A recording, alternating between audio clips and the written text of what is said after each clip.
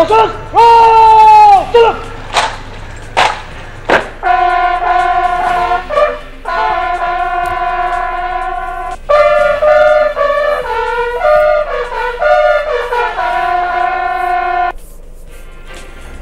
শহীদ বুদ্ধিজীবী স্মৃতিসৌধে দেশের সূর্য সন্তানদের স্মরণ করলেন রাষ্ট্রপতি।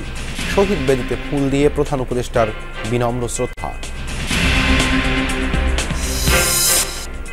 বুদ্ধিজীবীরা দলের নয়, দেশ ও মেধা বিকাশে ভূমিকা রাখবেন প্রত্যাশা শহীদ পরিবার ও বিশ্লেষকদের। দলীয় প্রভাবে তৈরি হয় বুদ্ধিবৃত্তিক সংকট। রাজনৈতিক দল তারা যেই ধরনের প্রোপাগান্ডা বা যেই ধরনের ইতিহাস বা দৃষ্টিভঙ্গি বা ভাবধারা ধারণ করে, বুদ্ধিবৃত্তিক চর্চাটাও সেই ধারায় হয়েছে। এখনও দেশ বিরোধী চক্রান্ত চালাচ্ছে আওয়ামী লীগের পলাতক নেতারা। যমুনাকে জানালেন তথ্য উপদেষ্টা। আগে গণহত্যার বিচার, তারপরে রাজনীতিতে ফেরার প্রশ্ন।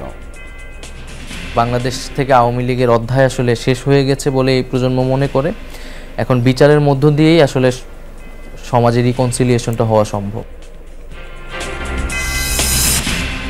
ইসলামী ব্যাংকিংয়ের জন্য আলাদা আইন করার উদ্যোগ। কার্যকর হলে শরিয়া সেবা দিতে পারবে না প্রচলিত ব্যাংক। মিশ্র প্রতিক্রিয়া বিশ্লেষকদের।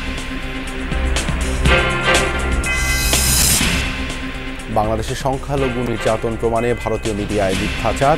নড়াইল থেকে যাওয়া রোগীকে বাধ্য করা হলো মন গড়া বক্তব্য দিতে। বিভেদ নেই বলছেন স্থানীয়রা। একটা সাক্ষাৎ অনুষ্ঠান দিয়েছে, সম্পূর্ণ ভুল তথ্য দিচ্ছে। খুবই শান্তিতে আমরা পূজা অর্চনা করতেছি। আমাকে কোনো হুমকিও হয় নাই, দাবড়া দাবড়িও হয় নাই, মারামারিও হয়নি।